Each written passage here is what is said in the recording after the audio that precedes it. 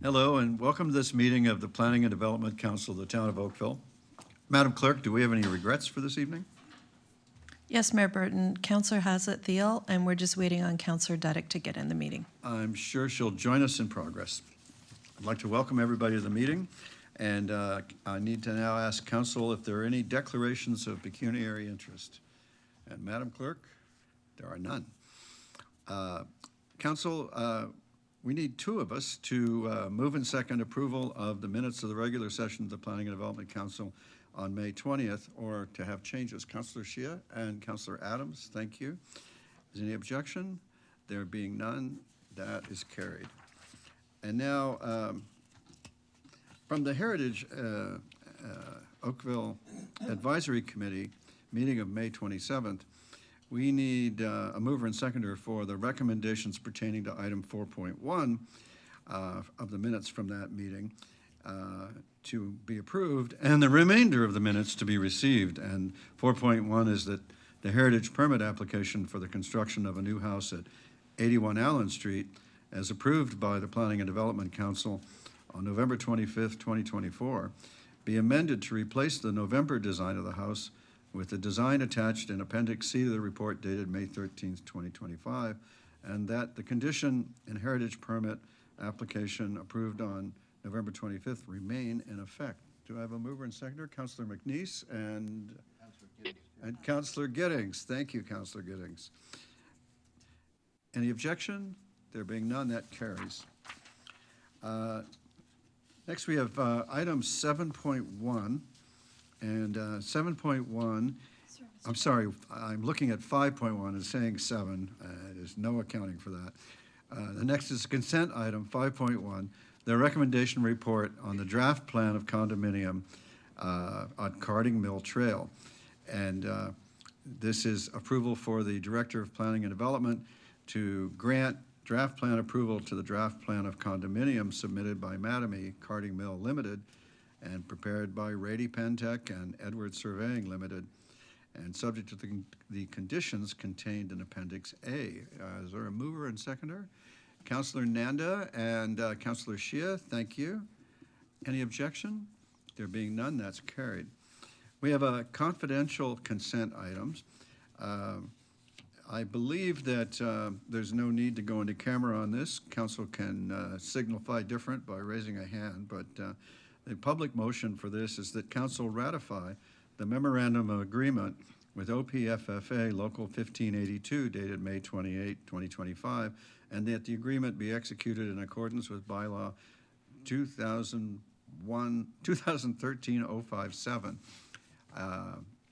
Councillor Grant and Councillor Knoll, thank you very much.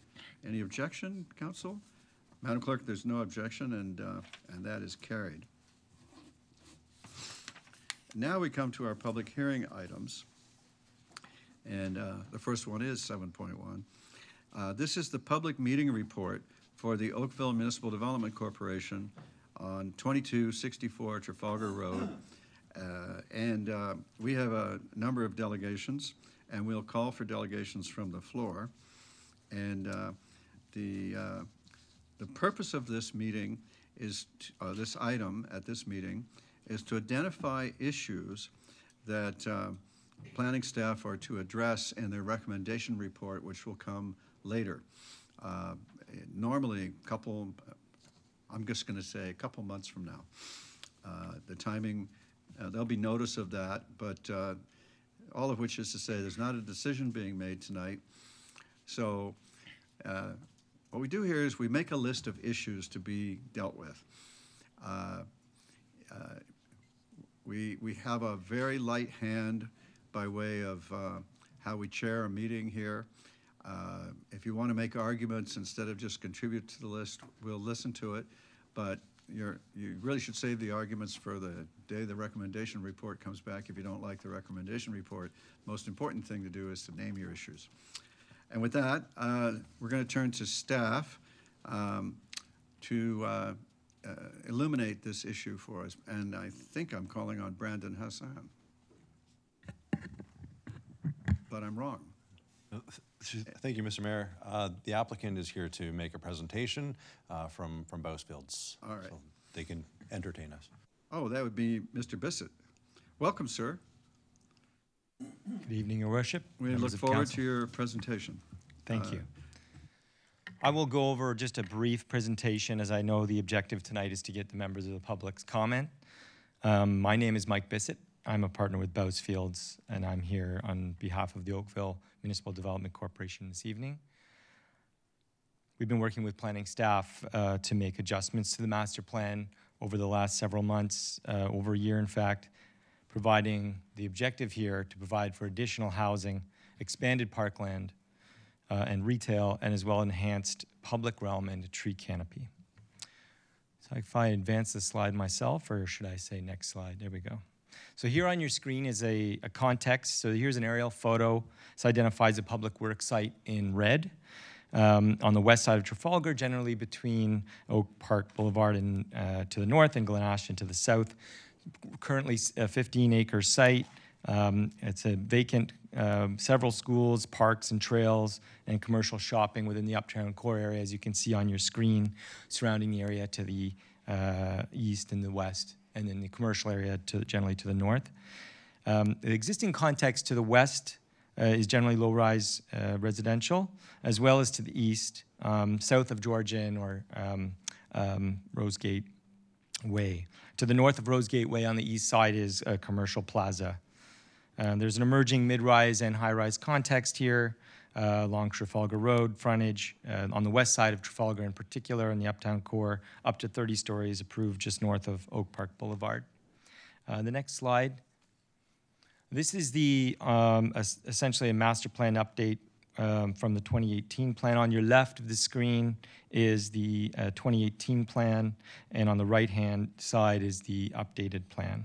Again, council endorsed a commencement of an update to the plan in 2023. On your screen, you can see the tower heights outlined in that red squares on the left-hand side of the screen. There was approved heights in that plan up to 16 or 20 stories through bonusing, and also 10-story mid-rises buildings. There was one block, which is Block 4, which had townhouse dwellings. The tower locations, as you can see on your screen, have been shifted towards Trafalgar. The updated plan shifts the towers toward Trafalgar and to the north. Now we have one 28-story tower, which is the right-hand Block 1 red square.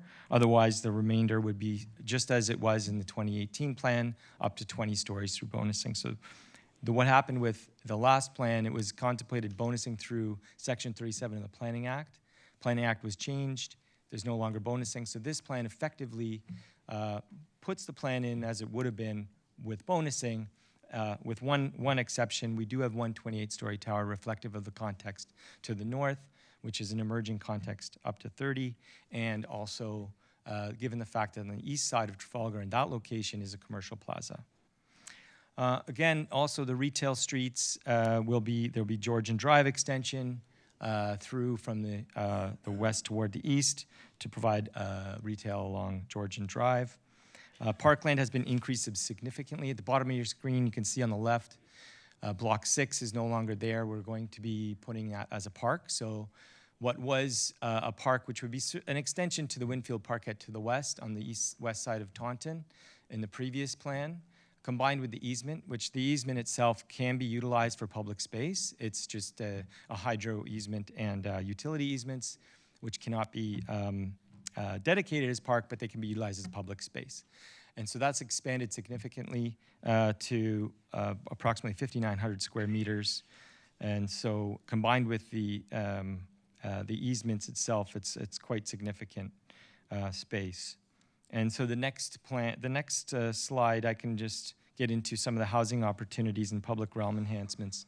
So part of this was also to ensure that we had wider boulevards, greater setbacks. We did have some comments early on about achieving the town's tree canopy targets, which we've done, and allowing for on-street parking to have successful retail.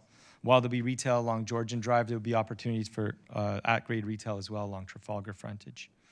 In terms of housing opportunities, obviously there'd be increased housing opportunities with increased. We're looking to ensure we have at least 30% larger family units. There was some comments through, we did have a public meeting prior to submission in February, which I'll get to. A lot of comments about ensuring we had family-sized units, 2 and 3 bedroom units. Currently, this plan is to have that, as well as, importantly, the minimum of 100 affordable housing units, which remains the wish of council as it was. In terms of this concept itself, as you can see on your screen, we have along the Taunton frontage, generally a 4-story scale, and then stepping back to 6. So you have a mid-rise scale along Taunton. There are elements up to 10 and 12 stories along Taunton, toward the north and toward the south. Would not have shadow impacts on the park. And then as you are central to the site and to the east, you rise up to some towers of 20 stories, mainly internal to the site, 20 and 28 up at the corner. As I said, the 28-story building opposite the commercial plaza on the east side of Trafalgar. And in terms of updates, the master plan is reflective of an updated policy context. All levels of government have been, in particular, looking to increase housing supply. This is no different in Peel region and Halton region and the town, and well as the emerging context along Oak Park. And here you can see at Oak Park and Trafalgar, the 30-story building approved to the north. Now, in terms of responding to Bill 23, Council did strive for a housing pledge by 2032 to have 33,000 new housing units. This is providing additional supply and contributing towards that. And December 2024, there was a housing strategy which also sought to explore ways to increase housing supply, and in particular, larger family units and affordable. And this project will achieve that through a phased progression of this plan. This sets the stage for what would ultimately be a phasing of future blocks likely over a decade, I would say. It's not going to happen all at once, likely, but it's possible, but likely unlikely. So in terms of the next slide, I'll take you through just quickly the provincial, regional, and local policies do put more emphasis on optimizing use of land, as I say. The next slide, sorry, just indicates some of the official plan designations. It's within the urban core, the uptown core, an urban neighborhood district, which is a strategic growth area. And as I say, the current plan in 2018 allowed for up to 20 stories through bonusing. This is very much in keeping with that in terms of built form regime. Notwithstanding, there is that additional 28 stories contemplated at the corner. And now, in terms of the number of units, I know I've read some of the correspondence. There was a minimum number in the current approval of 1,215 units of housing. This project, as it stands as a demonstration plan, would allow. We've evaluated it up to 2,600 units. That doesn't necessarily mean that's how many units will be constructed. That's an evaluation that you can conservatively understand the traffic network, functional servicing of the site, and that's sort of a maximum that you'd get out of the site. It's more than likely once you apply more family units, you're going to have a reduction in that number of units, and that will remain to be determined upon site plan, when a site plan comes in. Obviously, more opportunity for staff to evaluate at that time. Next slide. I've got a minute 30, so I'll go quickly. This is the current zoning. This will be updated to reflect the new plan. Lots of discussion for staff to still undergo with that. But as I say, there's already existing zoning on the site to allow for buildings with bonusing up to 20 stories. The next slide, in terms of the other aspect of this, there is a plan of subdivision that's submitted as well. That will create the streets, extension of Gatwick, extension of Georgian Drive, a new central street, and then the mixed-use blocks, which would be the development blocks. And as I say, the large park area combined with the easements is over 1 hectare in size. And the next slide, just in terms of public realm, I know under the template there's a climate change objective. As it relates to that, this plan will provide for the tree canopy targets. We've got the increased setbacks and compared to the last master plan, as well as lots of mid-block connections. Notwithstanding that we're removing one public street, we're allowing for mid-block connections, a much larger park space, And obviously along the Trafalgar Road frontage, which has a planned BRT, this is an area where you want to see intensification, albeit, in my opinion, this is, in terms of an existing bus route, modest in relation to the already approved plan in terms of increase. Now, in terms of the next slide, because I'm out of time, this is just an overview of the public engagement thus far. We did have, obviously, the original Planning and Development Council back in 2018, and then there was a further Planning and Development Council direction in 2021 to instigate the process, and then a public information meeting we had virtually, which went out to a 240-meter radius. There was handouts to about 480 homes, and that's on February 26, 2025. There's an overview of that in the report, I believe, by staff. And then here we are tonight. Thank you, sir. this Let me ask if there are questions. There are questions. Councillor Knoll has a question for you, sir. Thank you. Thank you for the presentation. A couple of quick questions for you. You talked about the timing. You said it's obviously not going to happen overnight. If it's approved, what does the timing look like in your opinion? So if it's approved and is zoned and the subdivision is in place, there would be, obviously the Municipal Development Corporation would have to take it to the market, and there would have to be an interested purchaser, and then there would be a site plan application. I think you're not looking at any, like a first shovel in the ground per se for any block. 2 years, maybe 18 months. It could be sooner depending on the project, but it has to go through a whole site plan process still. And what is the timing in terms of build out would you anticipate? As I say, I know depending on market, I get that. best case but scenario, within a decade, Okay. you'd see it all. That's probably like And that's the best most. case. I would say, unless I get kicked, that's more than likely. It could be faster. It's possible. Given the market conditions as we have it now, it's hard to say. Things are unpredictable these days. The condo market isn't what it used to be, but the rental market is strong. Okay. Do you have a sense of what the phasing would look like in terms of where it would start and where it would end? I would expect it would phase likely from the north-south, I would think, unless there's a change. Yeah, southwest to the east? Okay, southwest toward the east, northeast. You talked about affordable units and you said council's mandate of at least 100. Correct. Is that what the MDC is proposing at this point, or is there consideration still in the cards for additional affordable housing units? That's the minimum as of now. Certainly there's consideration for more. They would like to achieve more. So there's nothing at this point that's limiting that? So No, that's not really, at all. That's a bare minimum. Okay, great, thank you. Right. I know that when Councillor Grant and I were sitting down with Mr. Maneri a few months ago, we talked about supporting that Georgian commercial strip. What was it called, Entertainment Boulevard or whatever it was? Correct, yeah. It's, We had suggested the idea of underground parking and a parking authority, that sort of thing, to really support it, because one of the big problems with retail is having appropriate parking. Has there been any additional thought given to that, or is that too early to discuss? well, no, I think it was considered, and the reason why that retail on the north side of Georgian, there's been some designs of the podiums. They're very deep because that could allow for larger floor plates to provide for larger underground parking plates, for one, regularized shapes like squares or rectangles, much easier to do the parking, and also deeper units where you could have larger retailers as well as a mix of smaller retails. It's very flexible. Am I at my 5 minutes yet? Thank you. And that segues into the next one. Is there consideration being given to larger retail units so that there's an ability to actually operate proper size retail businesses, cafes, restaurants? That's what we've done on the north side of Georgian. Do you have a sense of what those would look like? We have the plan there in terms of the depth. What is it, 50 meters maybe? Approximately 50-meter depth. They're going to be able to accommodate a wide range of retail opportunities. Okay. I have a bunch more questions, so I'm going to ask you one more, and then I'm going to relinquish the floor because the mayor always wants me to stay within my limits, and I tend to be a little long in the tooth. Park ownership formats. So the parks that are identified on the site plan, what format parks in terms of ownership is being contemplated at this time? Well, all of those lands that's shown as park on the subdivision would be conveyed to the town, Right.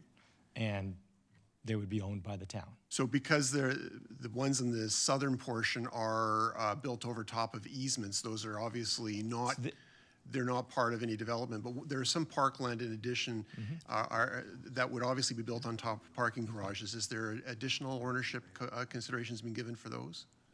So in terms of to the north? Yes. Yeah, so that would be, there would be definitely opportunities for publicly accessible open spaces. There would be easements. Okay.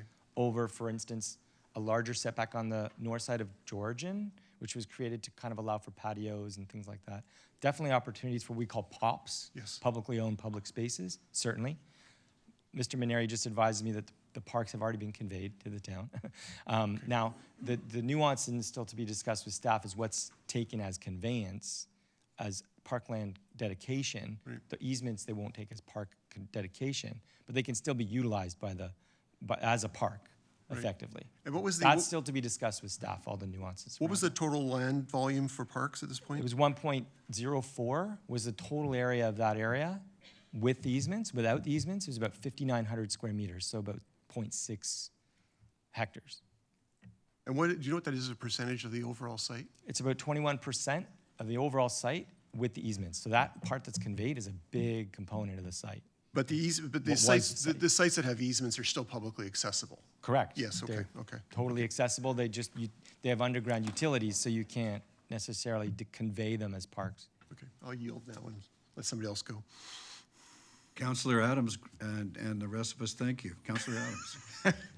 No, I would be happy to hear the rest of his questions because he was motoring. I believe we will. I'm sure, but he was motoring through many of mine as well. So I appreciate all his work on this. I'll just focus on two things that are on the other side of Trafalgar Road. You had a slide that showed the surrounding land uses, including parks and schools and so forth. And there's one thing that's struck me is that you named Dalebrook as being a park, and it's really a stormwater management pond with a couple of benches and a trail that goes around it. And I wondered if that might get corrected. On one of the slides? Okay. It's on, I'm sorry, I missed which slide number it was, but it was one of your slide, within your slide deck. No, I think I understand. And the other is you named a Montessori school as being an elementary school, and while I think they do have theoretically some grade 1, 2, 3s perhaps, it's not really an elementary school in the public or Catholic school kind of setting where you'd have hundreds and hundreds and a very large school population. And so it does beg the question whether there's an opportunity for preschool and daycare operations within what you're proposing. Certainly. And the discussion that we just heard from Councillor Knoll about the unit sizes is an important one to that. If you're looking for something that's 15 to 20,000 square feet, with the allowance for some outdoor recreation space for our daycare, that's important. And so Oh, yeah, absolutely. I wonder if you could provide any information about how that could operate within what you're proposing. Absolutely, that's certainly something that can be incorporated, and we can talk with staff how we implement something like that. There are definitely opportunities to do that and incorporate that potentially along the park edge. Obviously, there's requirements under the Day Nurseries Act on outdoor space, things of that nature, but there's plenty of room to, I think, accommodate that in the right spot. And with staff, we can talk about how that gets implemented potentially, but certainly that's possible. Okay, I would look forward to that coming back as part of the discussions. That's an item that we've had a great deal of difficulty with in North Oakville in the mixed-use areas, making that work properly. And I recently helped to open a daycare operation that ended up being in an employment area effectively because they can't make it work within the new mixed-use zones because of the way developers are designing them to basically make it impossible. So I'll leave that. Thank you very much. Understood. Thank you, Councillor. Councillor Elgar. Thank you, through Mayor Burton. Just a few things. There's a few things I like about what you're doing here. The parkland dedication seems pretty good. When I look at on 5 hectares, you got 1 hectare basically. Just don't fly a kite underneath the hydro lines. But other than that, the other thing that's bothering me a bit is council approved in 2018 1,231 units. Fast forward, as you just mentioned, it's now, you mentioned 1,215 units. Correct. we're asking for it to go up an additional 1,447 units. It does seem like a little bit of a densification to me when you're more than twice what it was. And I'm trying to understand the logic, because my biggest concern is, for everyone, is once we approve this, that becomes the minimum, as I understand it. And what they've been trying to build lately, and it's not working, and the developers have clued into it, is shoeboxes for condos. And they're 400 to 550 square feet, which is not a family unit, unless this is going to be used for housing for students going to the college. And I'm just wondering, what are the plans? The 100 units that you have for rental, for sure, I like that. But I am concerned about the densification that has more than doubled. And I wonder if you can address that. Certainly. The former approval was 1,215 minimum. That was the minimum. Right now, it's to be determined what the new minimum is. 2,600 was what we have evaluated. The instruments that we've sought to adopt have a minimum of 2,200, just as a minimum, right? Because you don't want to have a too high, you won't have your maximum, your minimum. Like, that's a little too high. Now, the 1,215 at the time, that didn't contemplate what could have been occurring through bonusing. As I say, the Planning Act was changed Section 37. There's no longer bonusing. We're effectively bonusing it now as it would have been in 2018, and then having some additional height in terms of 28-story buildings. There will be additional housing. That is true. It also remains to be determined how many large family units. At the time, that was based on a larger average unit size when they got the 1,215. We looked at a marginally smaller average unit size based on the market.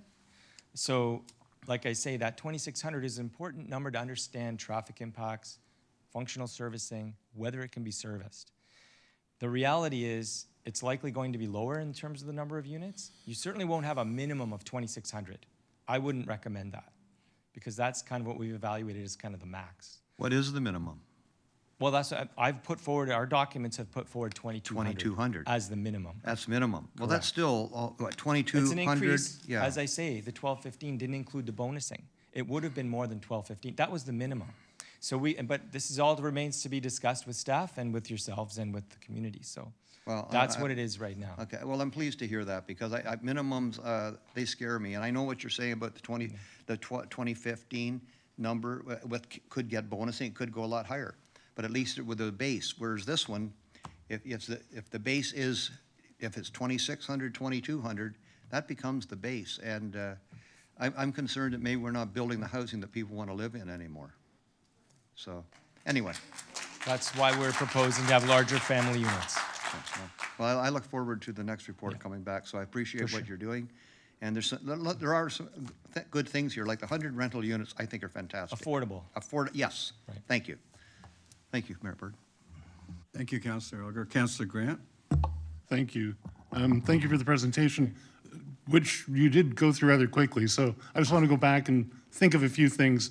You've mentioned, thank you to Councillor Knoll, mentioning what we've been calling kind of an entertainment promenade, an extra width on the sidewalk so that there's an ability for movement, life, businesses, restaurants to go on. We've also talked a bit about how we've got at least 100 affordable housing units. We've talked about how we want to keep our minimum and maximums solid. And we've also talked a bit about, or you didn't really point out, I think I saw green roofs on a number of those buildings. Yeah, sustainability, obviously, with green roofs and things of that nature will be determined through site plan. Right. So Certainly we see a lot of these things from developers before, and I'm wondering if you can reassure us what's different this time in us to guarantee the fact that none of this will change, that we'll get the green roofs, that we'll get at least some control over the amount of housing, we'll get control over the affordable housing, and we'll have control over making sure that we'll get an actual entertainment district and not just a bunch of nail spas. The best you can do is have a good instrument in terms of your official plan amendment that you Right. pass and bylaw. Okay. And have clear policies in relation to your interests. Right. And I think staff's listening, I'm listening. And so, and as it relates to that, when it goes, it's more robust when you have a clear policy sets out your interests in policy. It's harder on site plan. What's that?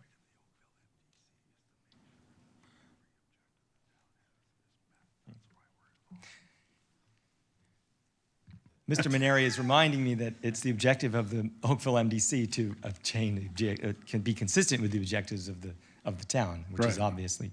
But I think, to your point, at some point in time, there will be a developer, Right. and you want to make sure that those things are carried forward as close as to what you're being told as possible. I guess it'd be safe to say then, as the master developer, the MDC would be in control to make sure that Correct. all the They would visions be- that we have That's the go whole forward. objective here. These are town lands, Yeah. I think that's really With key that we arm's length. can't lose sight of. exactly, All right. Thank for you. sure. Thank you, Councillor Grant. Councillor Shia? Thank you, Mr. Mayor. Thank you for the presentation. So I have a question about the schools. So did you communicate with the school board? Yes. Because I used to be the school council member at Postal Corners for many, many years since before my daughter graduated from school. So go back to 3 and 5 years ago, the capacity of the school is already overwhelmed. So it should be, at that time, is almost 200 students, oversized. So that's why they have over 12 portable there. So based on this unit, even go back to the original plan, 1230 a unit, now you would double the minimum. So my question is how this school system can support this community development. So there's any new school placement or plan join that area? I don't think so. What's your plan for that? Well, we did receive some comments from the school board. There are 3 schools that have been assigned to likely take these students: White Oaks, Sunnydale, and Post Corners. Obviously, there's going to be capacity issues with any growing community, and that's going to be the same here as it is elsewhere. And now, there's also some consideration for potential for new schools, as I understand it. But I don't want to speak for the school board, but there were comments provided to staff, which we'll be going through in detail prior to this coming back as a recommendation. Certainly, school capacities are going to be an issue that always are discussed when you have additional units. And in a growing community, it's not an unusual issue to address. But yes, they've been circulated. They provided comments. They had no objections. But as I say, early days, we're still going to be discussing that with staff. Okay, so I need to get some update for that because I don't think the school board, the school around that, they do have some capacity to get more students, new students there. Yeah, I don't think so. There will be new students can do that. I wouldn't want to speak for the school boards. I'm just reiterating the comments we've received. I think this is a very serious question to Yes. raise. So a lot of the existing residents and the future residents that will be face this challenge for this. Thank you.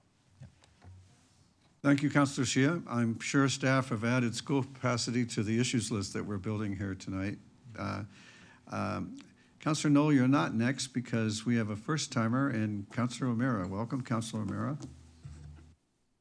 Thank you very much, Mayor Burton. I've heard a lot about, well, in 2015 and the numbers, and I'm wondering if you can maybe explain a little bit about the context we're in right now in terms of building housing and in terms of costs and in terms of change.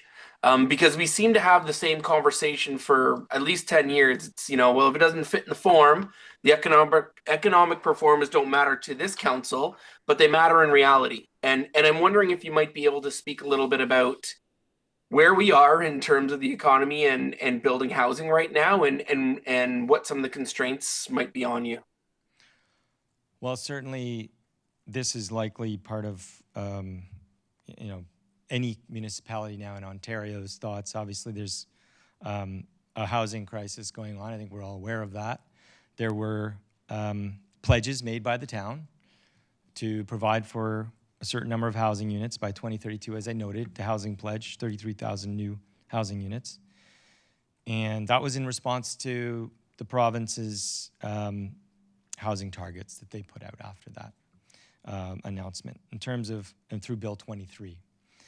In December 2024, there was a housing strategy passed by the council again to explore ways to increase housing supply to address this. In terms of costs, and I'm not an economist, I'm not going to speak too much into costs, although I'm obviously aware as a planner, construction costs have gone up, and obviously with a lot of uncertainty in the economic realm with condos, the market is very uncertain. And so this project, the intention here is to achieve or contribute to housing, but in a balanced way that is achieving town's objectives. And so we're here tonight to listen to the public's comments on this proposed master plan. I would say it's obviously contributing new housing to what is identified as the housing crisis in Ontario. Not to say it's going to solve it, but it's just one part of it. Thank you very much. Thank you, Your Worship. Thank you, Councillor. Councillor Knoll, we're back to you.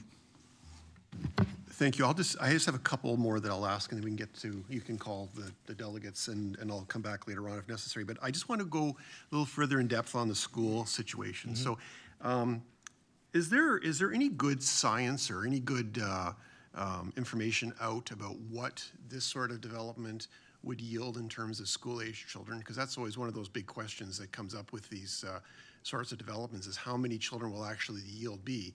And let me complicate that by one further fact, and that is that you're anticipating a 20% larger family-style units. How does that now impact that calculation? So what would you anticipate? Let's take, for example, let's use the 2,600 number that you've identified. How many children, school-age children, would you anticipate out of 2,600 based on your 80-20 split between rabbit warren-sized condos and housing family units? I don't have that at my fingertips, the actual number. Okay. But it's certainly something that I can get by the great. recommendation report for sure. Yeah. But definitely each school board is different. Yeah. In Toronto, they have different rates. In Oakville, they'll have different, Halton region.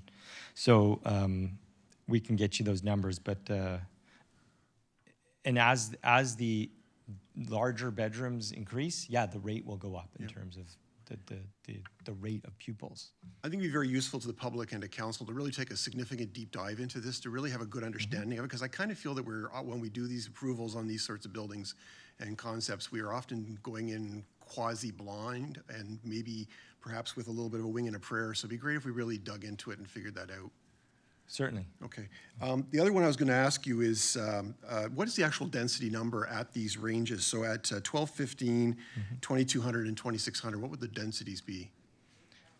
It's now as a gross, Yep. 3 times, and it was a gross. Previously, it was 2 Okay. as a gross. And so I'll stop there. I have quite a few more, but I'll wait till later. The only thing I would ask you to do is, if you wouldn't mind just identifying, I'm sorry that I said I was going to ask another question, but I'm going to ask this one for context. Okay. Councillor Grant touched on this, Mr. Maneri whispered in your ear, but can you just put a fine point on the difference between this application and say another commercial application that comes in terms of our ability to be able to really get what we want as opposed to get what we're being demanded by a commercial developer? Certainly, as I understand it, the Municipal Development Corporation's objective is to achieve town council's wishes. Right. So you're in a far different position because you're effectively directing the developer as to what your wishes are. And so the reality, we Very have the different. time to do this right, and we're not looking down the barrel of the Ontario Land Tribunal threat saying you do this now and do this quickly or else we're going to see you in court kind of thing, right? We have the ability Correct. to really listen to the public, understand the needs, and really make a good decision for the future of this community. Correct. Okay, thank you. I'll yield now again. Thank you, Councillor Knoll. I could put it another way for you. We're in no danger of being appealed unless we appeal ourselves. All right. Madam Clerk, I would ask you to call the first delegation. Prajaval Dixit. Welcome. Council looks forward to your information. As I said before,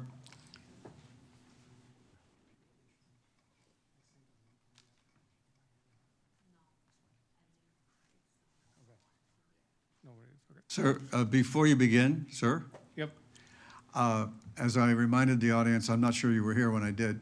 Yep. What we're trying to do tonight is to make an issues list that staff will comment on and deal with and hopefully solve in a recommendation report that will come months later. Yep. So we're not making a decision tonight. I understand. Yeah. So with that, we're interested to hear what issues you'd like staff to opine on and to report on, and you have 10 minutes. Okay. Thank you, Mayor Burton. I don't think I'll take the full 10 minutes. My name is Prajwal. I live at the intersection of Trafalgar Road and Glen Ashton Rest, so this is going to affect me pretty directly, right? I want to express extreme dissatisfaction with the incomplete planning in this proposal at the moment. I know it may change over the next few months, etc. There's a petition going on. There are 500 signatures on that already, 400 from Oakville. And the issues are essentially threefold. So the first one is around the traffic in the area. If you drive from GO Station to where I live right now at 5 p.m., or if you drive from my home to the GO Station at 8 a.m., 9 a.m., it takes 25 minutes. It takes 30 minutes to go from Oakville to Union Station, where it takes 25 minutes to drive from my home to the GO Station. The traffic is pretty bad. Add to that 2,500 units or 2,200 units. Add to that another 50-story towers coming up near the GO train station. Think about the impact of a 10-year construction time horizon on the traffic. It's going to be really, really bad. So that's the first one, right? Think about the fact that if you go to Markham on Highway 7 east of Highway 404, there are a lot of high-rises there. It's a nightmare there. You can drive 4 kilometers. It takes you 30 minutes during peak hours. Even at that stage, I'm assuming some consulting firm said it's a good idea. In reality, pretty bad, right? So that's the first issue. The second issue is on schooling. So as Councillor Shea mentioned, my kid is going to be eligible to go to school in the next year.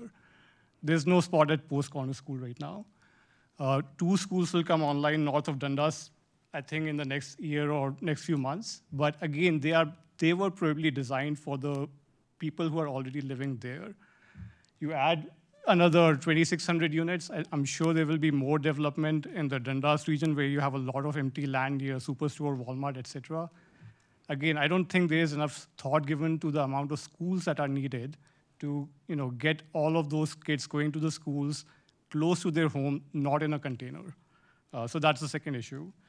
The third issue is, again, I think the whole premise is a very faulty premise that we need to build a lot of condos to solve this housing crisis. There is a housing crisis, but you need more affordable homes in which families can live.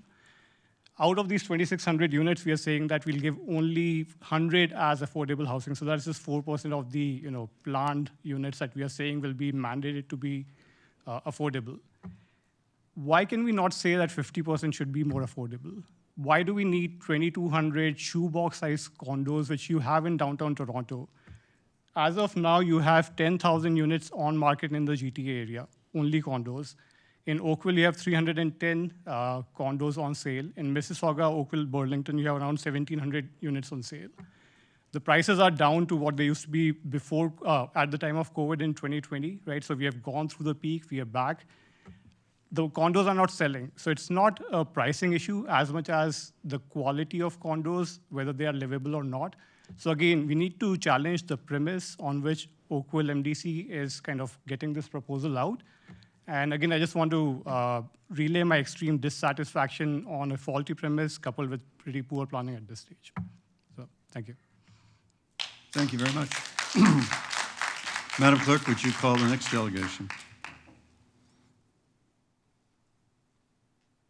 Abhinav Bahadur.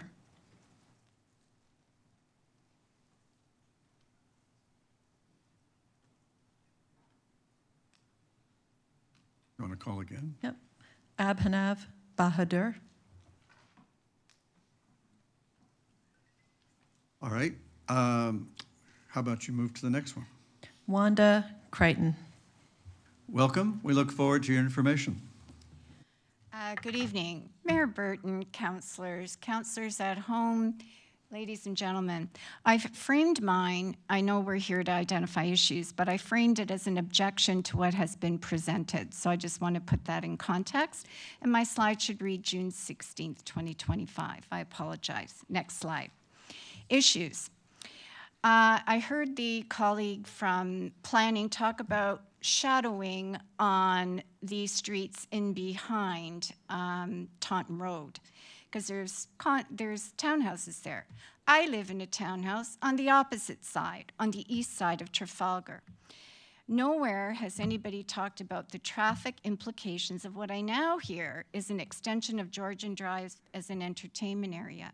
You're talking about dumping 5,000 people or more as presented into a 2-lane street that's 2 blocks long that connects to Dalebrook. We have been there for 25 to 30 years. No consideration of that. There's no consideration. The way you've pushed the towers all to Trafalgar, we are already victims of bonusing. We've got the keg property, the smart property at the old keg there, that got bonused up to 28 stories. Their report in of itself for that developer said that's going to cast a shadow all the way to Dalebrook. What you're doing with the shadow here is building a wall of towers that's going to put our neighborhoods entirely in shadow from noon till sunset. And I know that because I live there. And just the fact that a tower 28 stories north of here is going to cast shadow on the neighborhood. I think that's outrageous, and I think you wouldn't appreciate that as well. There's no consideration of light pollution of all these towers related to the adjacent neighborhoods or to any of the birds or migratory flock that fly by, and yet we claim to be concerned about green and environmental issues. There's no plan to my colleague who just spoke about how many years is this? How are you going to mitigate all the effect of the second decade we're now in of construction in our area? Next slide, please. There's no updated water, sewer, and storm management water report. The information in the report I'm talking about is what we were told to read to come here, which is the February 1st, 2025 Uptown report. All the reports are outdated, and they don't take into account all the bonusing that occurred on the towers that are already being built or have been approved to build. The region is now conducting a review of water and traffic infrastructure. It's not complete, but I submit that it's irresponsible to authorize any kind of rezoning without this information that's up to date. I'm also referencing a report, again, in 2021 from the developer of the smart properties who said in the report I've quoted that the only way their development could proceed is if the lands near it, meaning the lands south, remain vacant. Those are the lands we're talking about now. So I submit there's no evidence that the proposal as proposed can safely proceed because the sewage infrastructure can't support it. Next slide, please. Stormwater capacity is lacking. These lands currently absorb a lot of runoff. The town is separately telling us as taxpayers that we have to increase our stormwater capacity costs as taxpayers. I don't disagree with that, but they fail to mention that is this type of continuing hard surface development that's a major contributor to the problem in this area. So you're just compounding the problem by paving over more and more land without really taking a look at how green you can make it. There's no report confirming that infrastructure can support all this. Next slide, please. Traffic and parking's already been mentioned. We're strangling in it now, and it's spilling over into our residential streets. There's no updated traffic study on the impacts of this proposal. I'm asking a question. Do you actually know where people work? Because I also think there's no analysis of the impact of all the extra Uber and delivery trucks that are going to come in to service all these people in this area. I'm going to submit as well that public transit does not, nor will ever meet all the needs due to practicality and other issues I've noted. I'm going to ask a question for those that are here that are mayor, councillors, and town staff, planning staff. How many of you walked here, biked here, or took transit? Good. What's that, Tom? Well, excellent. At least a couple of people were walking. But I think my point I'm trying to make is that reliance on transit corridors that have been mentioned here along Trafalgar and Dundas, they're not going to be built for decades, if ever, with the constraints on public financing. And it's ridiculous to count that in terms of what you're going to prove and build within as close as the next 2 years, because you're not meeting the needs of the existing residents, as we heard from this gentleman, and we're not meeting the needs of the future residents. The zoning, density, traffic, transit, and housing must realize the realities that many drive to work, and I think it would be incumbent to find out where people work, schools which have been mentioned, et cetera, and driving's going to continue for the foreseeable future. Next slide. Traffic and parking, the increased traffic levels that would be created by this proposal and increased density are unsustainable in the short and long term. I'd like to know where all these 2,200 or 2,600 or whatever units and their visitors are going to park. There's more spillover into our residential streets, which are at capacity now. You can't find a parking space anywhere in our residential streets adjacent to the properties that you're looking at peak times. Are you going to have merchants and residential buildings be required to hire tow truck drivers, as already happens in plazas all along Dundas and other areas in town? Because that's what you're creating by what you've proposed. Next slide, please. Schools and services. We've already heard firsthand from a parent who's impacted. There are no schools in the area to absorb any people with children who may move here. So not only is that a poor quality of life for those families, this creates more traffic, especially because it's likely that children will be in more than one location at schools or daycare. And I'd like to thank Mr. Adams for mentioning the issue of daycare.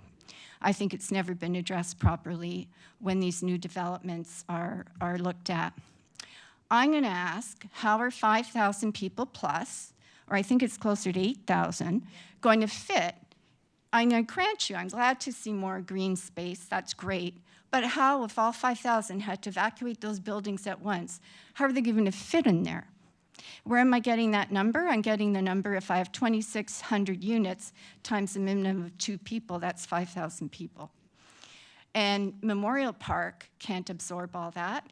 It's mainly water, and if you go by there at times, peak times now, it's great, it's being used, but you can't put in all those extra people. It can't happen. They don't fit. So my question is, why not use some of this land for new schools to service all the existing and approved housing here and north of us? Like, I'm not saying don't build any housing, maybe throw in a school in there. My other question is there enough hydroelectric power in the Oakville system to support all this? Has anybody looked at that? I have no idea. None of this proposal, massive towers and density, is family-friendly or affordable. I heard the mention of 100 units. I'd like to see how that is affordable and how that's sustainable. But that's a small percentage of all the new housing being built in Oakville, so I submit that's probably not enough. I'm a bit confused because, one, I heard that we're going to have more retail, and yet the February 1st, 25 report refers to removing shopping from the out-town core. I'm saying you need more services, not less, and people need to be able to get them, and they need to, be able to often take a car. If I'm buying something heavy, I can't walk and carry it all in the bus. Anyway, next slide, please. What I'd like to conclude is that when I talk about the existing official plan, I'm talking about the heights without bonusing. The density that was being talked about around the 1,200 units or whatever the number was, they're more in keeping with the adjacent long-standing neighborhoods of 23 to 30 years on both sides of Trafalgar and the infrastructure. We've got 2 creeks nearby. People seem to forget that. If Morrison and Nipigon, if something goes wrong with a climate issue, how's that going to affect what you're proposing? As far as I'm concerned, this proposal is not in keeping with livable Oakville for our area. And I move back to towers. There's no evidence in what they've submitted that the water, roads, schools, and other infrastructure can support this increased density as presented. I'd also like you to think population estimates are now outdated, noting the changing geopolitical landscape and changing immigration laws. We're going to have fewer people coming in, not more. And while, yes, it's a designated growth area, and boy, have we experienced that, the proposed change for this tiny parcel of land in the grand scheme is overdevelopment on a massive scale that is unsupported. This is simply vertical warehousing. That's what those shoeboxes are. It's vertical warehousing, not creating any meaningful residential community. The proposal as it's submitted shouldn't proceed for those reasons. Thank you. If anybody has any questions, and please remember the shadow. Thank you. Thank you for your information. Madam Clerk?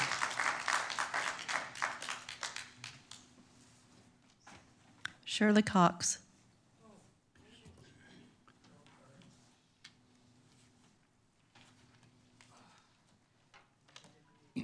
Welcome. Council looks forward to your issues. Everything. Please, well, whatever they are, if you speak them toward the microphone, there's a chance we'll hear you. You can hear my voice.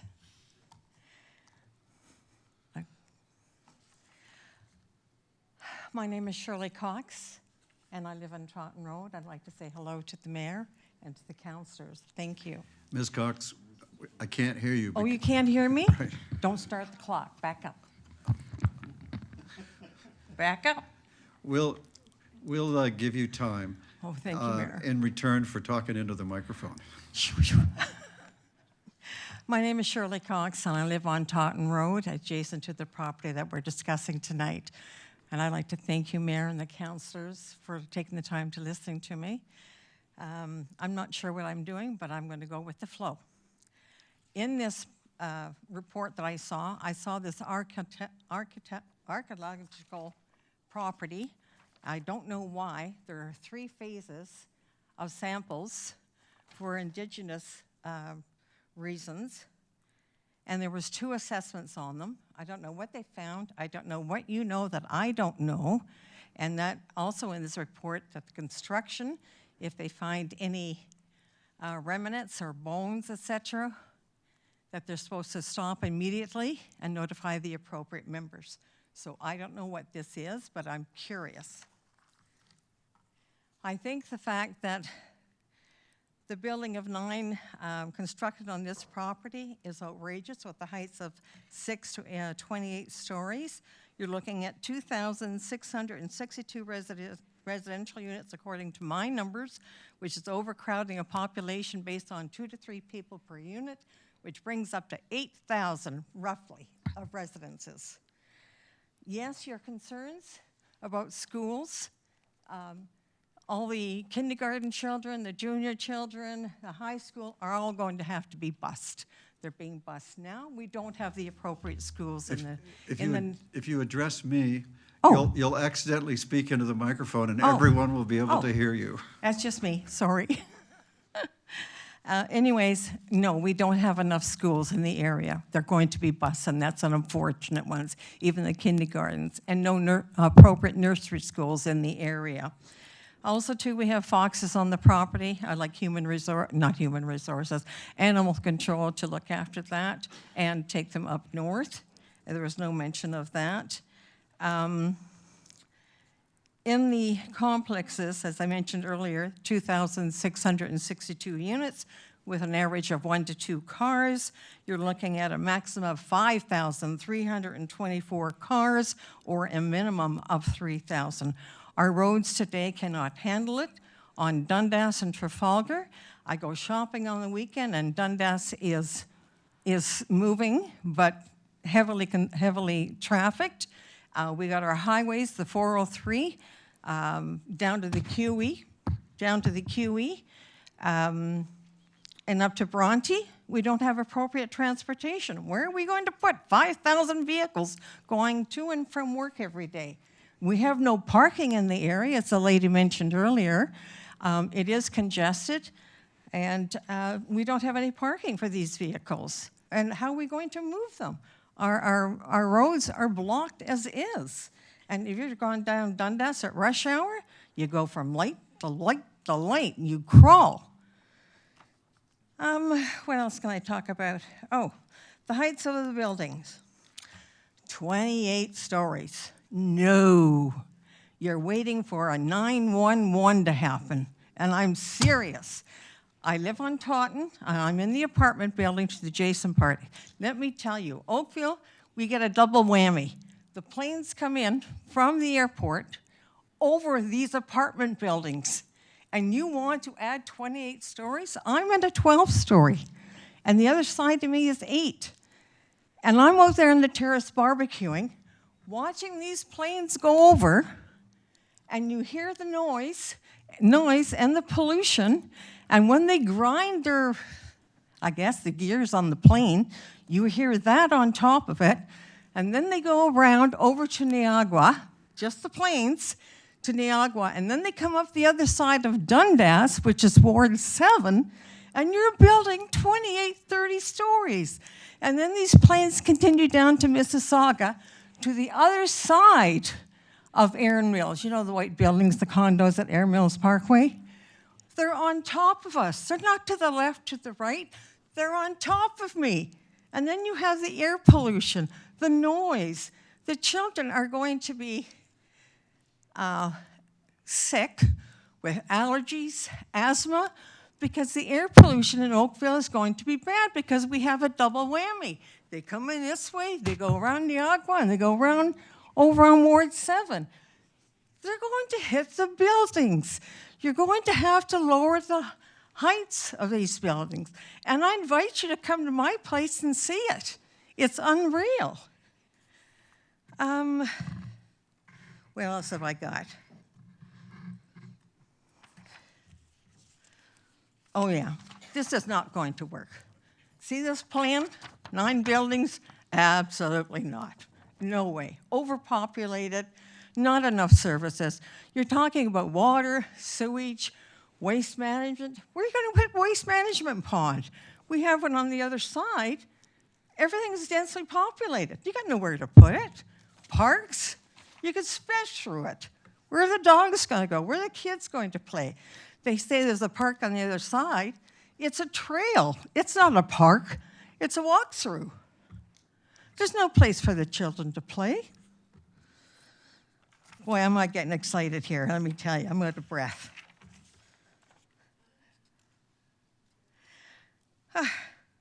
Anyways, I covered the cars, I covered the buildings, I covered the population and density, I covered the schools, I covered the children, I covered the Indigenous, and I think I'm done. Oh, 3 minutes. Very Thank you good. very much. You covered a lot, and I give you high marks for your ability to speak over your shoulder. You stayed on the mic. I just wanted to give you an idea of the flight path over Oakville. We get 2 of them. I don't know. We get a double whammy. We do hear about those. I'm sure. Thank you very much. Like I say, I invite you. Thank you very much, everybody. Madam Clerk, is there another delegation? All right, I'll confine it to table. And Council, if you have more issues to add to planning's list, please, Councillor Adams, I'm calling on you to add any lists. Thanks very much. I just wanted to confirm with staff that they received the email with the list of questions and comments that were raised by Wanda Crichton earlier, including the issues around the water, wastewater, stormwater.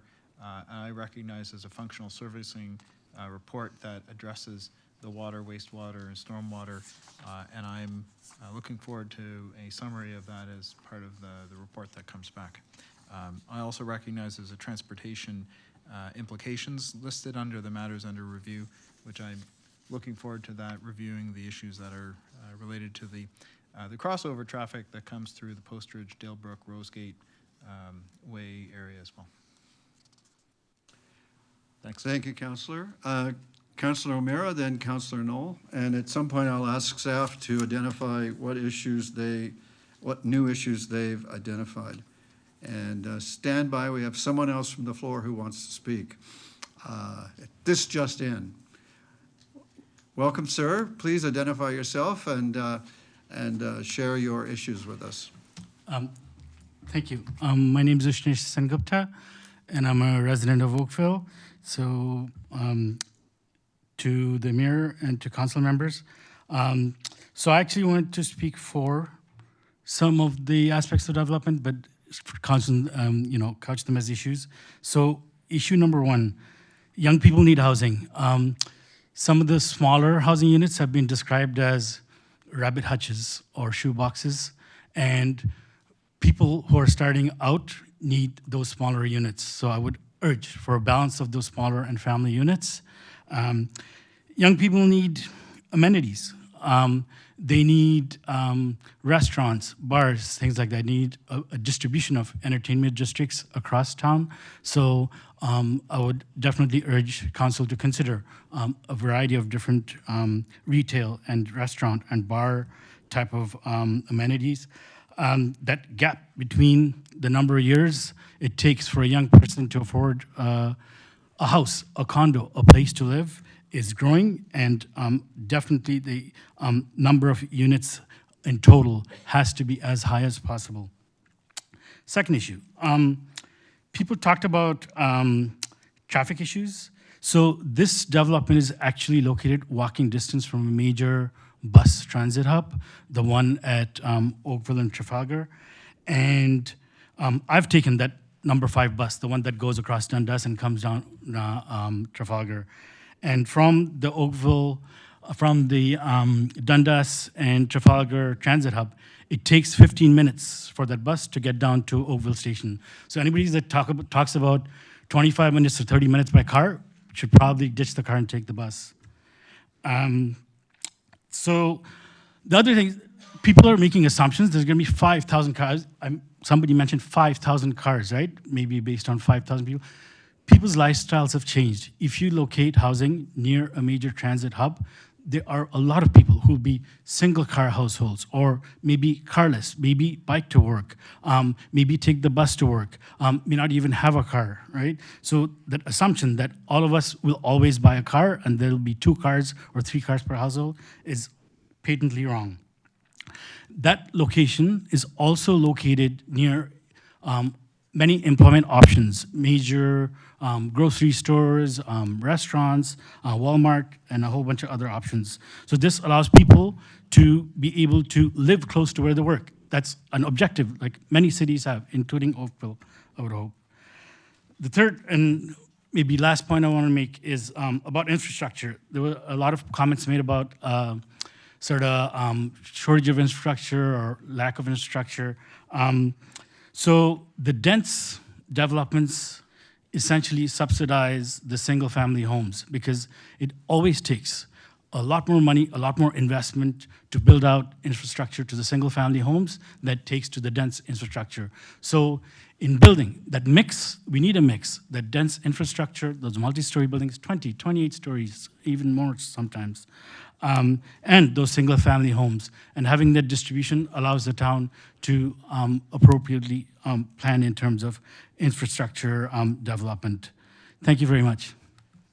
Thank you, sir, very much. Councillor Elgar?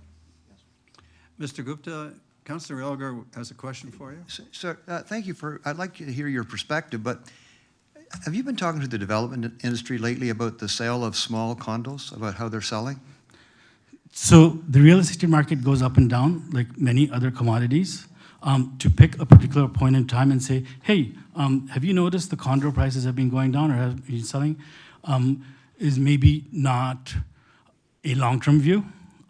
if you take the long-term view, we need a mix. I'm not saying all we need is small units, but if we are to have young people that can afford a home, for a lot of people, these are homes. Like, I live in a single family home, by the way, right? I'm just declaring that, right? Because I was one of those I won the demographic lottery, right? I bought 20 years ago, and that was affordable when, me and my wife could afford a house. But for young people, those smaller units are what they can afford as a starter home. And I want to use that word home. That is their home until they move on to something else, or they have a family, or move on to something bigger. So yes, in the very short period that we're talking about right now, when the real estate market goes up and down like it does in long cycles, you can say, hey, have you talked to the condo developers and seen that they're not selling units? Did you talk to them a couple of years ago when they were selling like hotcakes, right? So that market goes up and down. So let's not maybe identify a short-term excessive supply and lower demand because of many reasons, not because that people don't want homes, because they can't afford them. They don't have the income to afford the homes, right? It's not that, hey, I don't want to live in that place because it's too small. I still cannot afford that place because my income has not kept up with the price of real estate. I don't disagree with that comment, but it seems to me developers will not build anything until they're 70% sold. And they're saying they cannot get shovels in the ground now because they can't get the sales, especially they've been building maybe because they're building units that are too small. But I appreciate your comments. Thank you. Thank you. Thank you to both of you. It was an illuminating exchange, or debate, I'll even call it. All right, we have another volunteer from the audience. I don't have a name. Madam Clerk, can you call the delegation? Fei Shui.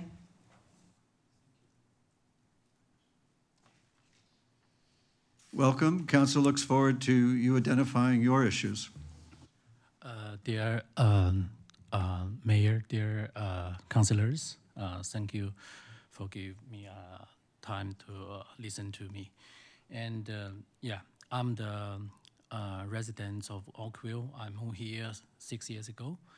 And so only two questions for me is, as one question is why we choose to live in Oakville, because this is the livable community, and because my kids, enjoy the safety community, very good the traffic, and very convenient the location, very beautiful. The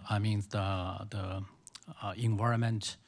So this is the first thing, but this project I don't think it's to increase is the livable. So that's why I think this is the first question. The second is the need to think about who is the beneficiary to overdevelop the project. So I mean what the project bring the benefits to the existing the residents. I mean what the project bring to benefits to our community. So these two questions, and thank you. Thank you for naming your issues. Okay. Anyone else? Going once? Going twice? Okay, I'm going to confine. Mr. Mayor, Madam sorry. Clerk, you have another one? I do. Oh, Maria Sotomayor. no one raised their hand when I said anyone else. Is this another one too? Sorry about that, Mr. Mayor. I should. Okay. All right. Thank we you look very much. forward to hearing your issues. I will be brief because it's my first time. I'm so grateful because this is really nice. What I see about these new developments, because what I'm in love of Oakville, especially that north part, is the green and the possibility to walk. Mostly, if I'm not walking going to my job in Mississauga, which take me 1.5 hours every day. So because of all this congestion, just going out of that part from Trafalgar and Dundas to the 403.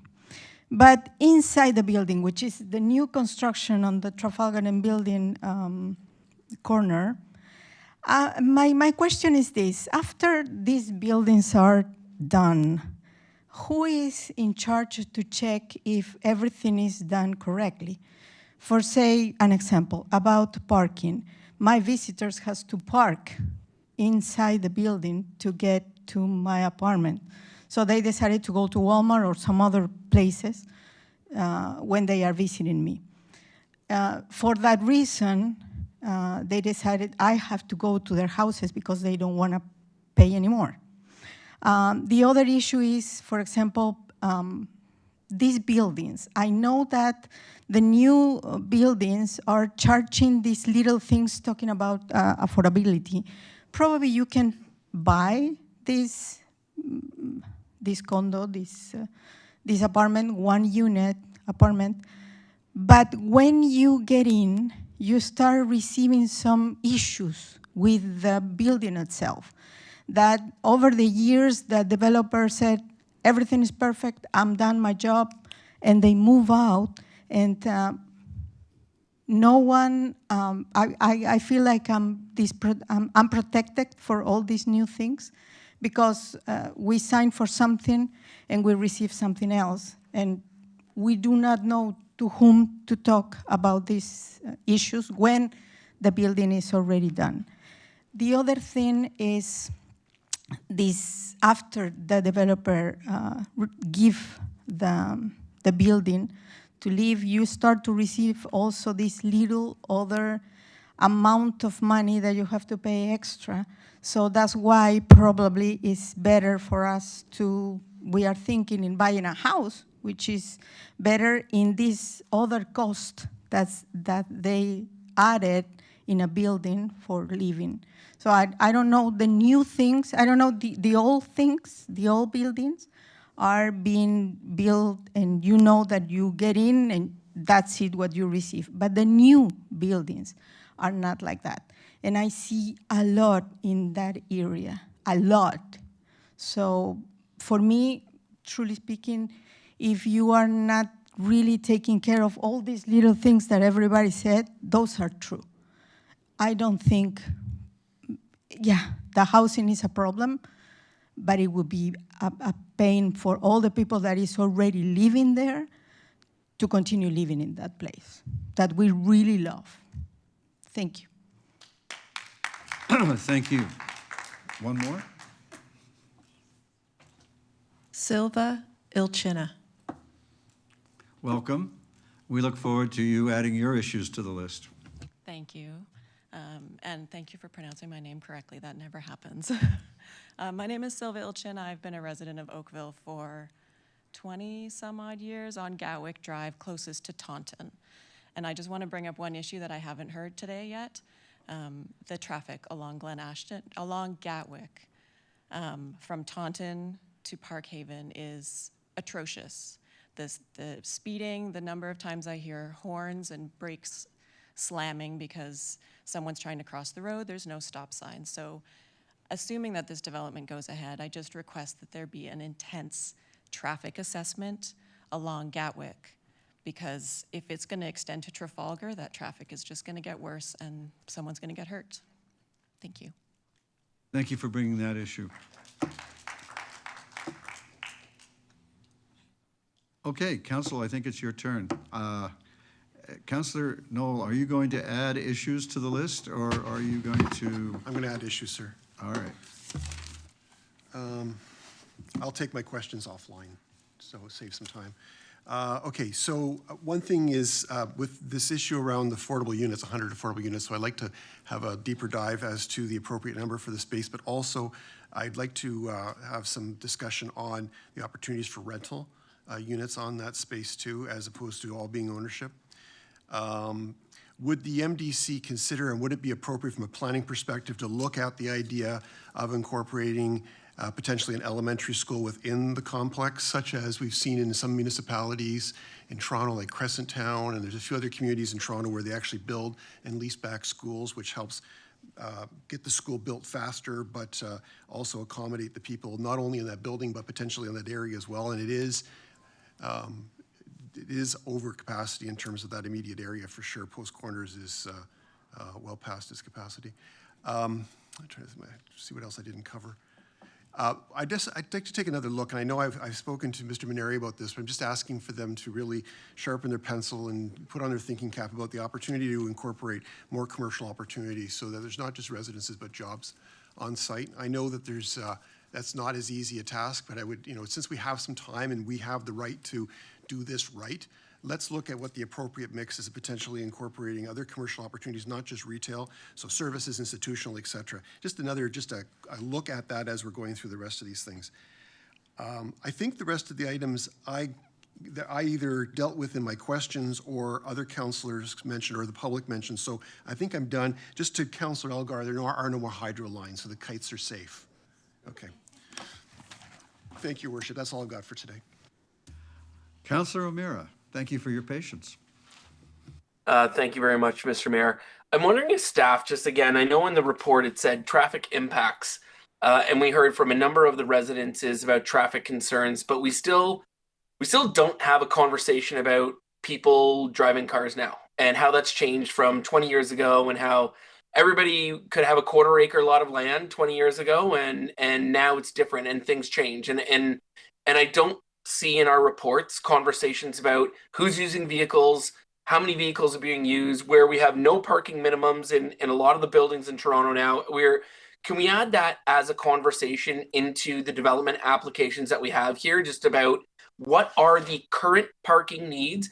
And if developers are willing to spend hundreds of millions of dollars to build buildings with no parking, do they know something we don't know, that they're just not reading the environment, or what it is? I'd love to have that conversation buttress with this. And then my last point that I would like to see, and I don't know whether it's for this development application in particular, but as this is, I think, the first application that we've had with the MDC, what are the repercussions if council says no to an MDC brought forward application? And what are the implications to the MDC if we don't agree with what they've brought forward to us? I would appreciate that. Thank you. Thank you, Councillor. Not seeing any other hands except a residual hand from Councillor Knoll. It's okay. Staff, what issues were you able to add to the issues you were already considering? Oh, Councillor Adams? Sorry, there's one thing that has been brought up a number of times by a number of delegates, and it related specifically to the height of the buildings and the 28-story specifically. It's, I think, caught in the matters that are under review in either the housing types and forms or the proposed use of land density and performance standards. But I just want to make sure, confirm that that was part of the set of issues that would come back. Okay. Staff. What did you add that you weren't already looking at? Through Mayor Burton, in addition to the items that were outlined in the staff report, we thank Councillor and the public for providing additional comments and concerns. So what I had noted was school capacities, new students, existing and new sites, including preschools and daycares, size, tenure, and types of residential units, phasing and staging of construction, retail parking, including e-commerce and other deliveries, shadow impacts, stormwater management, hydropower capacity, including increased EV vehicles usage, archaeological studies, traffic and transportation trends, including vehicle usage and parking needs, enforcement of approvals, and mechanisms for implementation of council's direction. Thank you. Anybody have anything not caught there? Councillor Adams, you have your hand up. I'm sorry, that's a residual hand. Oh, okay. Councillor Knoll, a new hand. Yeah, there were a couple things that I just mentioned that didn't get on that list, so I'm not sure if you can get it off the recording, but do you want me to repeat them again, or? Councillor, please repeat them. Okay, so one was a further discussion on the affordability issue and rental, the potential for rental. Do a deeper dive on commercial opportunities for the purposes of creating employment opportunities on site. The potential of incorporating a school on site, potentially for a leaseback. And I just wanted to emphasize one thing that was just recounted was the issue around schools. And I spoke to, when I was talking with the consultant, or talking to the consultant earlier, one of the things I really emphasize is a careful analysis of what the yields would look like, not just in a traditional sense, but when you incorporate that idea of introducing family-size units and how that impacts the difference. So I think that's there's an important piece there. And I just wanted to, I'm going to take a second, because I've got the floor for a moment, to add on the parking thing that Councillor Amira said. Let's just like on the school thing, let's really have a close look at how we can deal with some of those issues. Like Mrs. Sotomayor had mentioned earlier, that is a big issue in North Oakville. I know the folks in Ward 7 deal with it, we deal with it, not having enough visitor spots. Is there something that we can do to really provide some leadership here, since this is our land and our development, to really maybe do something to set new standards in terms of being able to provide better visitor accommodations? I mean, that's a huge impact on quality of life, and I think it'd be very beneficial for the saleability of this community, but also for the livability of this community. Thanks. Thank you, Councillor. Staff, are you good with all that? All right.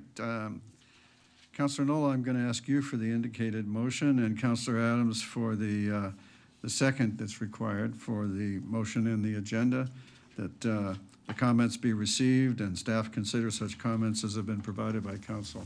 Any objection? There being none, Madam Clerk, that carries. Council, would you like a brief break? And audience, if the next items are not to your taste, during our break, you could use that opportunity to excuse yourselves without disrupting a meeting. We'll be back in 10 minutes. Calling council back to order, having been on a brief recess. We're going to consider item 7.2, which is the recommendation report for the official plan amendment for the Credit Mills Development Group at 1295 6th line. Council, we have a presentation available from Delia McPhail, but you've all are very familiar with this, and I'm not aware of any delegations here. I'll just ask if there are any members of the public here with information to share with council on this item, and there aren't any. So, council, it's up to you. Do you want the presentation, or do you want to exert your will, make a decision? Don't decide all at once. Councillor Adams. I have no need for the presentation. I'll leave it to my colleagues here. Yeah, I thought somebody would like to speak.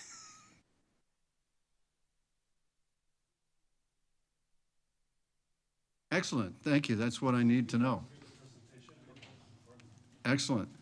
The presentation is coming up, and thank you for letting us know. I didn't know because nobody registered. Thank you, Mayor Burton and members of council. Official plan amendment and zoning bylaw amendment applications have been submitted by MHBC on behalf of their client, Credit Mills Development Group. The proposal is to amend the official plan and zoning bylaw to allow the development of high-density residential uses up to 4 stories in height on the lands located at 1295 6th line. For reasons more clearly outlined in the staff report, staff are recommending approval of these applications. The report can be found as item 7.2 on tonight's agenda.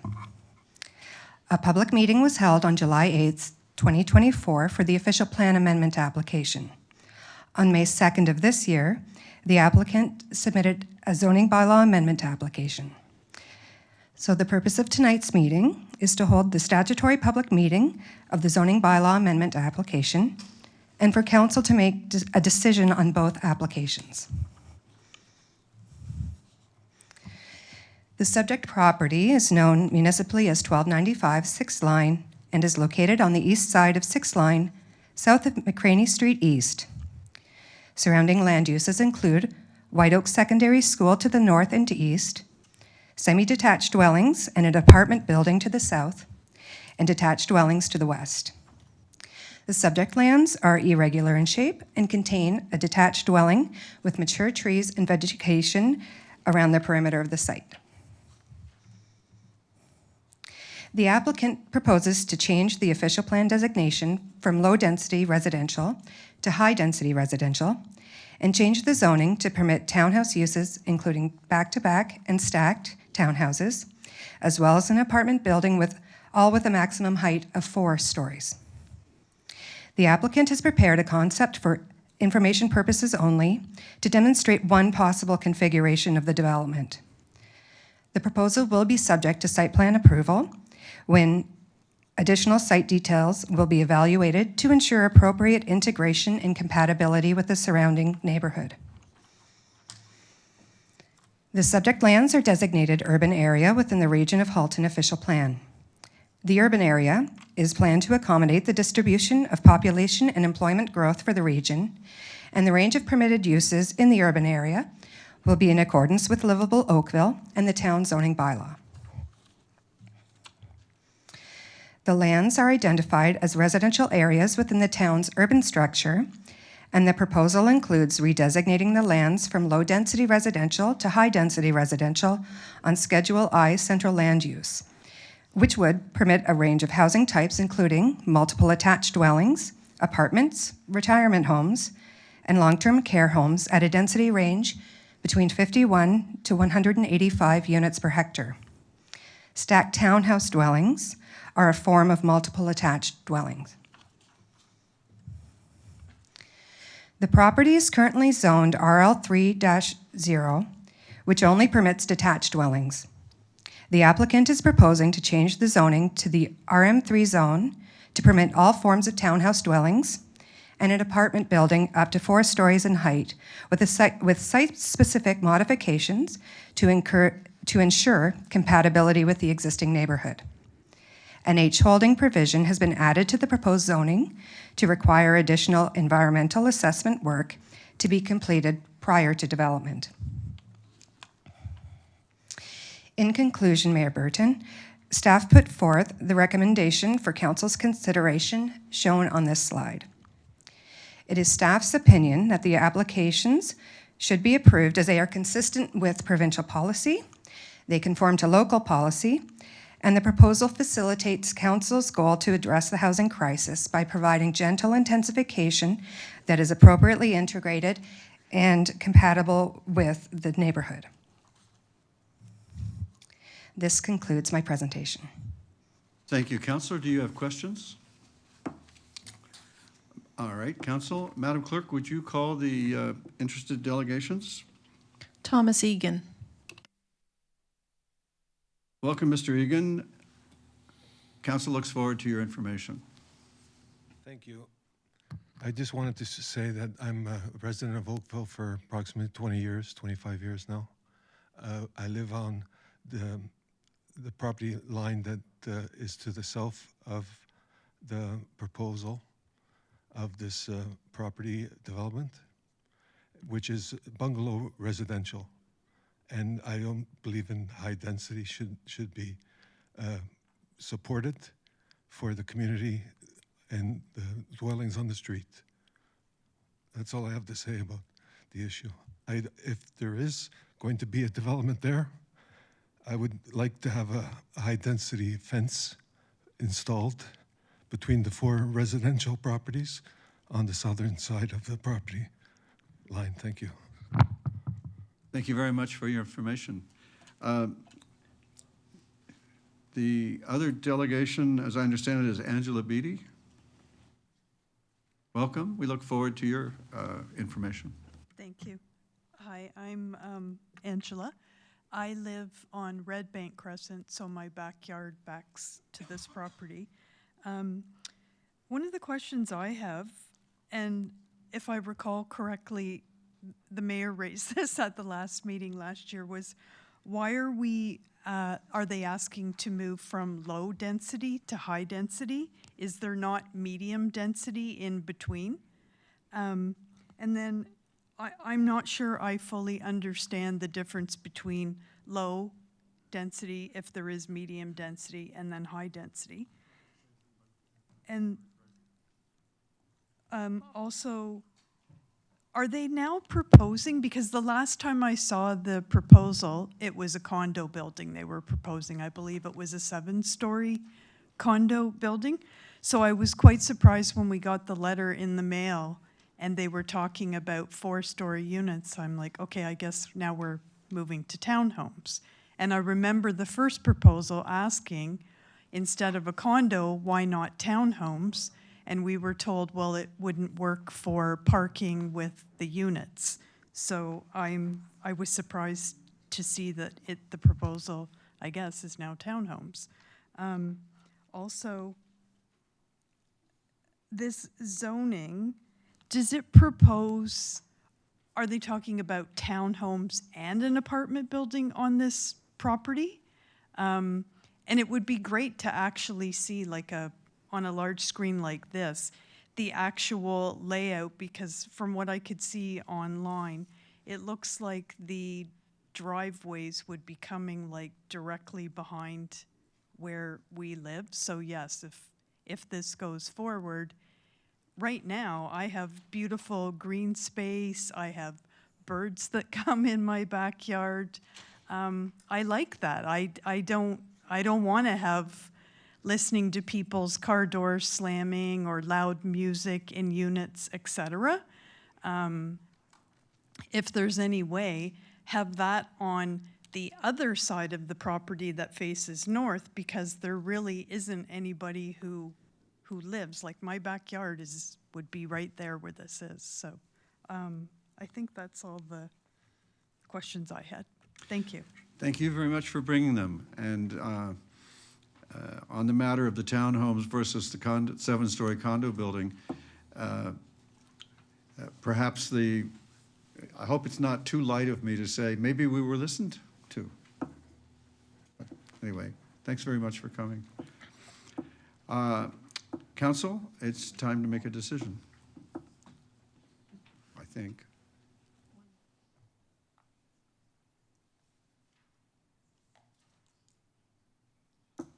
Clerks, what have you got for us? Marie Chrisley. Ah, it's a surprise a minute tonight. Welcome, sir. Thank you. Council looks forward to your information. The Mayor, Councilman. Okay, I'm right in the corner of that building where it starts. You got the apartment building to my left, and you'll have that behind me. I'm concerned with that effect, how that'll affect my taxes, because I get a little bit because I'm right next to the apartment on 6th Line, and how will that affect my taxes? That property behind it, if it goes like they talk about, and the traffic going up and down 6th Line, half the time you can't even get out on 6th Line because the traffic's so bad because people are coming up and back down. And where they propose to make the driveways right next to the property line of our 4 properties. How they bound to do that, to get in and out of that, if they want to make that 4-story or condos, whatever, how would they do it for the traffic-wise? And how would that affect our taxes on that site? Thank you. Thank you, sir, for bringing your questions.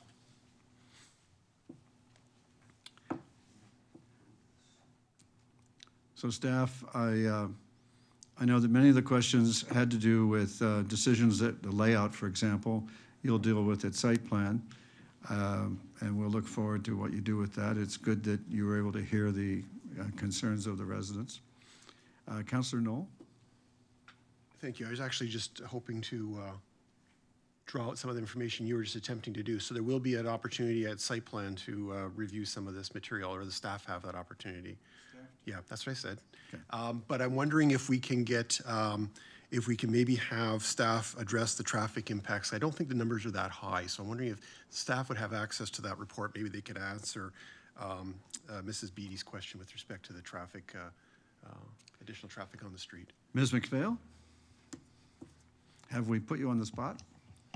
Through the mayor to the councillor, there was a traffic study addendum that was submitted, and the reduction in the number of units was expected to have low impact on the surrounding neighborhood, as was the original proposal. But with the townhouses, the numbers, as we see as a concept, is lower still. Do you happen to have the numbers of the car movements, the additional car movements, to illustrate what the low impact is? I don't offhand, but perhaps I will defer to transportation staff who are on the call. Okay.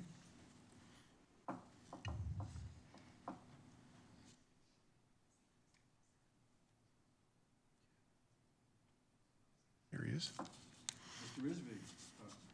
Mr. Risby, we are waiting to hear if you have the traffic counts from the new, smaller version of this proposal.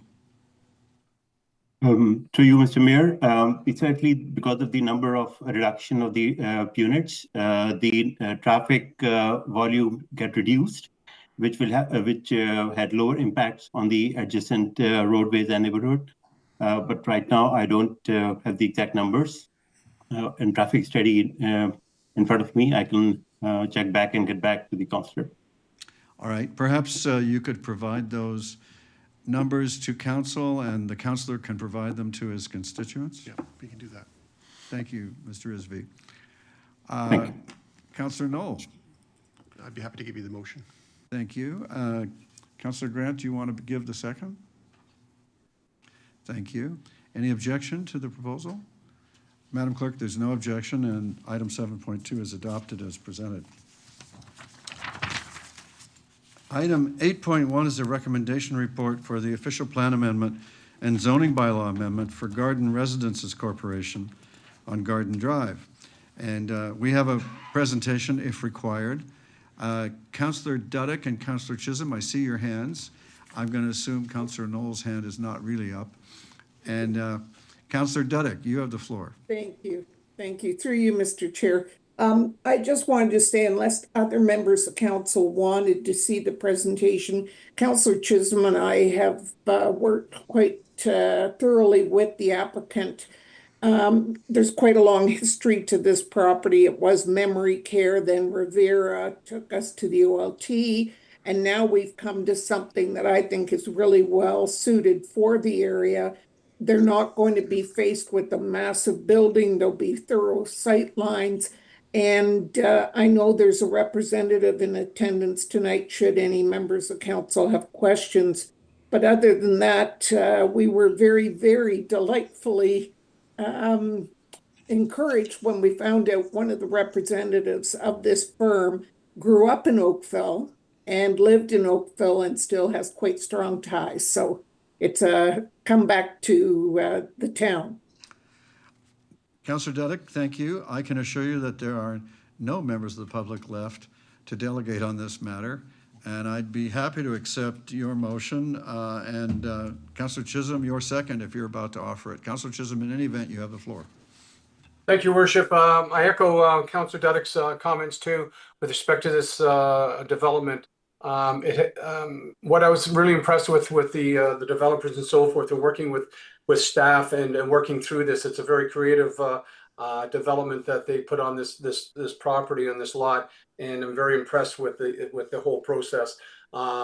So with that, I will second the motion of Councillor Duddick's move, and hopefully we'll have this approved. Thank you. Thank you, Councillor Chisholm. Are there any other speakers? I see none. May I put the vote? Are there any objections to the motion by Councillors Duddick and Chisholm? There being no objections, that's carried. Congratulations, one and all. Council, we have two other new things to look at. You've had a notice of motion circulated to you by Councillors Lachina and Councillor Adams. Councillor Lachina, do you want to, I guess we have this custom now where we read our notice of motion. Do you want to do that? Thank you, Your Worship. Yes, I will. The motion is entitled Ensuring Road Safety and Durability of Line Markings. Whereas the federal government regulates the chemical composition of traffic marking paint, including limits on the volatile organic compounds, which restrict the use of more durable and reflective materials during key painting months. And whereas the town of Oakville is in compliance with the 2023 federal regulations, and whereas the town of Oakville uses more than 60,000 liters of paint annually to delineate over 900 kilometers of lines. And whereas these regulations have led to faster deterioration of road lines, reduced nighttime visibility, and the need for more frequent repainting, posing both safety risks and financial pressures for municipalities. And whereas senior representatives of the Federation of Canadian Municipalities have publicly expressed concern through media interviews and municipal committee work that recent changes to federal paint regulations have led to road markings deteriorating faster, increasing municipal repainting costs, and creating roadway safety risks for drivers and pedestrians. And whereas the municipalities, such as the City of Vancouver in 2025 engineering report, identified that only 17% of crosswalks were rated in good condition and noted significant annual overspending to maintain line visibility under current regulations. And while public complaints and media coverage, such as those of British Columbia's Sea to Sky Highway, highlight dangerous driving conditions linked to fading road lines and the loss of more durable oil-based paints. And whereas municipalities across Canada, including Oakville, are experiencing similar challenges with fading markings and increased repainting costs without federal flexibility or support. Therefore, be it resolved that the town of Oakville calls upon the Honorable Julie DeBruzen, Minister of the Environment and Climate Change, to conduct a comprehensive review of the federal VOC regulations for traffic marking paint to ensure roadway safety and financial sustainability for municipalities. Be it resolved that the town of Oakville urges the federal government to provide interim funding to municipalities to offset the increased maintenance costs resulting from current road painting regulations. And it be further resolved that a copy of this motion be sent to the Honorable Julie DeBruzen and the Federation of Canadian Municipalities, FCM, the Association of Municipalities of Ontario, AMO, and all the Halton area members of Parliament for their support and endorsement. Thank you. Thank you, Councillor Lischina. Councillor Adams? Thanks very much. I wonder if we could waive procedure so we could vote on this evening. I wanted to give a belated Happy Father's Day to all the Oakville dads out there, and this could be our opportunity to provide safety bear procedures for everyone to vote on tonight. Very flexible, very flexible. Councillor Adams moves that we suspend the rules in order to consider this matter at this meeting. He may have a seconder in Councillor Dudek, and we only need, anyway, let's see if anybody objects. Is there any objection to that motion? Oh, look at that, there's no objection. Oh, wait, there is an objection. The seconder is objecting. Councillor Dudek.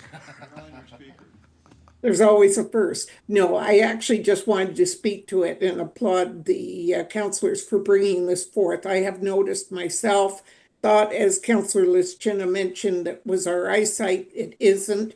They, especially with the poor weather, it's getting more and more prevalent that we need to have better markings.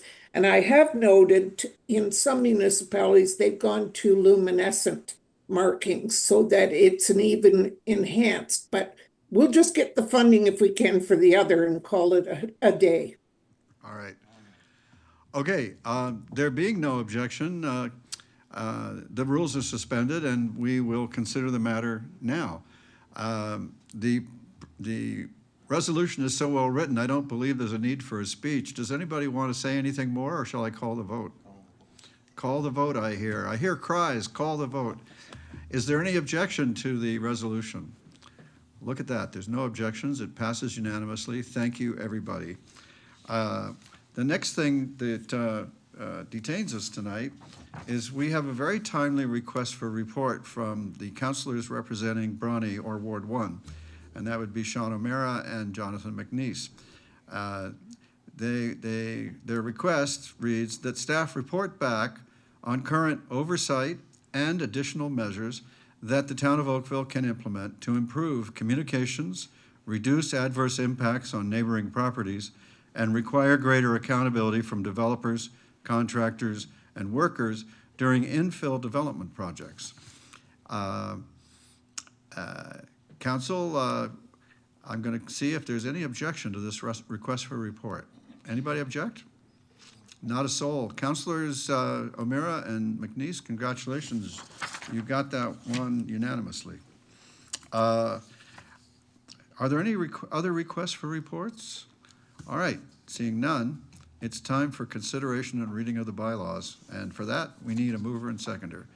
I think I saw Councilor Longo's hand go up first and Councilor Nanda second. This is authority for the consideration and reading of the bylaws as listed in the agenda. Is there any objection? There being none, the bylaws are considered read and passed. And that completes our work together. It's been terrific working with you, and I look forward to the next opportunity. Good night.